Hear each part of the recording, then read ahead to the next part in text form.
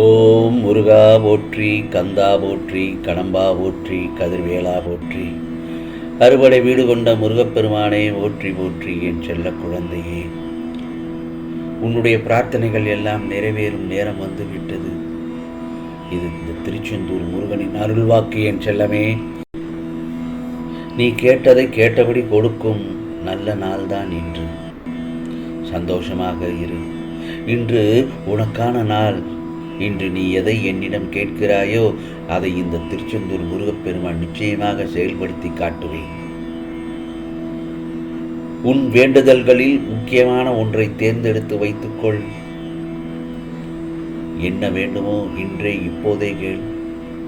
நிச்சயமாக பலிக்கும், கிடைக்கும். என்னை நீ தேடி அழைந்து கொண்டிருக்கிறாய். முருகா, எனக்கான பல அற்புதங்கள், ஏதாவது ஒரு அற்புதங்கள் நிகழ்ந்து விடாதா, அல்லது ஏதாவது என்னுடைய வாழ்க்கையில் அதிசயங்கள் நடந்து விடாதா என்று ஏக்கத்துடன் காத்திருக்கிறாய். உன் கண் முன்னால் நான் காட்சி தராமல் இருந்து விடுவேனா? ஆனாலும் ஒரு உண்மையை மட்டும் நீ தெரிந்து கொள்ள வேண்டும். எப்போது நீ என்னை தேடினாயோ முருகா முருகா என்று, அப்போதே உன் கண் முன்னால் நான் அமர்ந்து விட்டேன். நினைத்து பார்க்க முடியாதபடி பல அற்புதங்களை மீண்டும் மீண்டும் பல முறை உனக்காக நிகழ்த்தி கொண்டுதான் இருக்கிறேன்.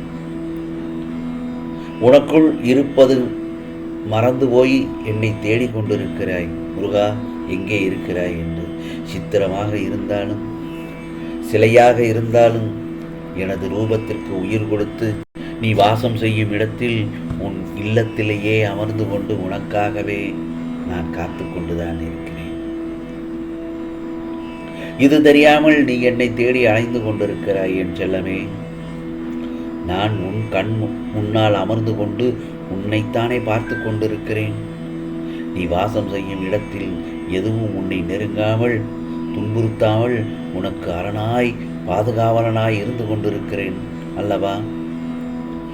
நீ மறந்துவிட்டாலும் உன்னை தேடி நான் வந்து விடுவேன். உன்னிடத்தில் உன் வீட்டில் நான் இருக்கும்போது எதை பற்றியும் கவலைப்படாமல் உன் உண்மையான விசுவாசத்தை மட்டும் என்னிடம் செலுத்து. அப்போது நான் உன் கண் முன்னால் தான் அமர்ந்திருக்கிறேன் என்பதை கண்கூடாக உணர்வாய். நான் நிச்சயம் பார்க்கச் செய்வேன். நீ அழுது கொண்டிருக்கும் சூழ்நிலையில் ஆறுதலாக வருகின்றேன். நீ சோர்ந்து போய் இருந்தால் தன்னம்பிக்கை தரும் உற்சாகமான வார்த்தைகளாக வருகின்றேன். நீ குழம்பி போய் தவித்தால் உனக்கு விளக்கங்களை தரும் முன்னோடியாக வந்து நிற்கின்றேன். யார் ரூபத்திலும் யார் குரலிலும் உன்னோடு பேசும் ஆற்றல் பெற்றவன் நான். எவர் மூலமாம் உனக்காக என்னால் பேச முடியும்? இத்தனை நாட்களாக நான் உனக்கு இதை செய்து கொண்டுதானே இருக்கிறேன். பல முறை, ஏன் பல்லாயிரம் முறை உன்னிடம் பேசியுள்ளேன். உனக்கு வேண்டியதை, நீ என்னிடம் வேண்டியதை தகுந்த நேரத்தில் வழங்குவேன் என்று சொல்லியிருந்தேன் அல்லவா? ஏதோ அதற்கான நேரம் வந்துவிட்டது. இன்று இதே வேளையிலேயே உனக்கான நாளாக நான் தேர்ந்தெடுத்து உள்ளேன். இந்த வார்த்தைகள் இன்று உனக்கானது செவியில் சேர்ந்து விட்டது அல்லவா? அப்போதே தெரிந்துகொள், புரிந்துகொள். நான் உன்னை தேர்ந்தெடுத்து விட்டேன் என்று. நீ என்னுடைய செல்ல பிள்ளை. இன்று நீ என்னிடம் வேண்டுதலாக எதுவும் வைக்க தேவையில்லை. உன் கோரிக்கைகள் முடித்து வைத்ததற்காக நன்றியை மட்டுமே இன்றே இப்போதே சொல். நீ என்னிடம் நன்றியை கூற அதை நான் ஏற்றுக்கொள்ளும் வண்ணம் நான் உனக்கான செயல்முறையை வழி நடத்துவேன். என் மீது நம்பிக்கையோடு இருந்தால் ஆகவே உனக்கான வாய்ப்புகளை கையாளவும் தெரிந்து கொள்ள வேண்டும். நீதான் உனக்கான வாய்ப்புகளை உருவாக்கியும் கொள்ள வேண்டும். நீ முடியும் வரை முயற்சி செய்து கொண்டே இரு. அதாவது நினைத்த செயலில் வெற்றி பெறும் வரை வெற்றியினை சிந்தித்து கொண்டே இரு. ஆம் செல்லமே, வெற்றியினை உருவகப்படுத்திப்பார். பிறகு தானாகவே வெற்றியை உருவாக்க தேவையான சக்தி உன்னிடம் செயல்படத் தொடங்கும். நம்பிக்கை ஒன்றுதான் நிகழ்வுகளை உருவாக்குகிறது. நீ என்ன நினைக்கிறாயோ உன் மனதில் அதுவாகத்தான் நீ இருப்பாய். நீ என்ன ஆகப் போகிறாய் என்பதை அதுதான் நிர்ணயிக்கிறது. நீ இப்போது எப்படி இருக்கிறாய் என்றால் இதற்கு முன் நீ என்ன சிந்தித்தாய் என்பதை பொறுத்ததுதான். எனவே இந்த முருகப்பெருமான் மீது என்னுடைய வார்த்தைகள் மீது நம்பிக்கை வைத்து இனிமேலாவது காலத்தின் அருமையாக உணர்ந்து செயல்பட்டால் வாழ்க்கையில் உனக்கு என்றும் வசந்தம்தான். உன்னை புரிந்து கொள்ளாமல் உன்னை பற்றி ஒன்றுக்கு இரண்டாக பேசியவர்களின் உண்மையான முகத்தை நீ பார்த்தாயா? அவர்களிடம் இருந்து விலகிச் செல்.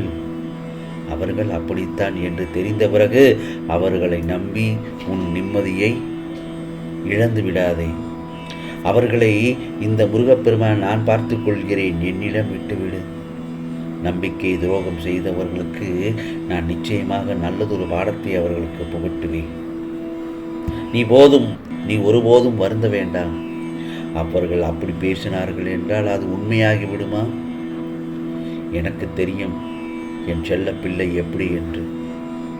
நீ ஒருபோதும் கண்கலங்கக்கூடாது. அவர்களுக்கு நான் புரிய வைக்கிறேன். என் வாழ்க்கையில் மட்டும் ஏன் இவ்வளவு கஷ்டங்கள்? நான் என்ன தவறு செய்தேன் முருகா? இந்த நிலை எப்போதும் மாறும் முருகா என்று என் முன்னிலையில் என் நிலை மாறாதா? நானும் நிம்மதியுடன் சந்தோஷத்துடன் வாழ மாட்டேனா என்று தினமும் அழுது புலம்பிக் கொண்டிருக்கிறாய். முருகா, கவலைப்படாதே. உன் வாழ்க்கையில் மாறுதலுக்கான வேலைகளை நான் துவங்கிவிட்டேன். இனி அனைத்தும் சுபமானவும். எத்தனை துன்பங்கள் வந்தாலும் இந்த முருகப்பெருமான் என்னை கரையேற்றி விடுவார் என்ற நம்பிக்கை, உன் தன்னம்பிக்கையே இனி உன்னையும் உன் வாழ்க்கையும் சந்தோஷமாக வாழ வைக்கப் போகிறது. இதோ உனக்கான பல நல்லதொரு மாற்றங்கள் நடக்கத்தான் போகிறது. இனி வரும் காலங்களில் உன்னை பாராட்டி பெருமைப்படுத்துவார்கள். நீ விரும்பிய வாழ்க்கை வாழப்போகிறாய். உன்னை தேடி வசதியான வாய்ப்புகள் வரப்போகிறது. உனது எதிர்காலத்தை நிர்ணயித்து விட்டேன். நீ எப்படி வாழ வேண்டும் என்பதை எழுதி கொண்டுதான் இருக்கிறேன். உன்னை அனைத்திலும் சிறந்து விளங்குபடி செய்வேன் இந்த முருகப்பெருமான். ஆகவே உன்னோடு நான் இருப்பதை நீ உணர்ந்து கொள்ளும் நேரம் வரும். சர்வசாதாரணமாக என்னை நினைத்து விடாதே. அனைத்தும் அறிந்தவன் நான். மற்றவர்கள் மத்தியில் நீயும் சிறந்து வாழப்போகிறாய். கலங்காதே என் செல்லமே. இந்த முருகப்பெருமான் நான் உன்னிடத்தில் தான் இருக்கிறேன். எப்படிப்பட்ட சூழ்நிலைக்கு நீ தள்ளப்பட்டாலும் சிறிதும் வருத்தமோ வருத்தமோ கலக்கமோ கூடவே கூடாது. எந்த சூழ்நிலையிலும் இந்த முருகப்பெருமான் உன்னை நான் பாதுகாப்பேன். ஆகவே நீ கேட்டது கிடைக்கும், நினைத்தது நடக்கும். உனக்கானது எல்லாம் நிச்சயமாக நல்லது நடக்கும். அது நன்மையாகவே நடக்கும். இது முருகப்பெருமானின் அருள் வாக்கு. ஓம் சரவண பவ. ஓம் சரவண பவ. ஓம் சரவண பவ.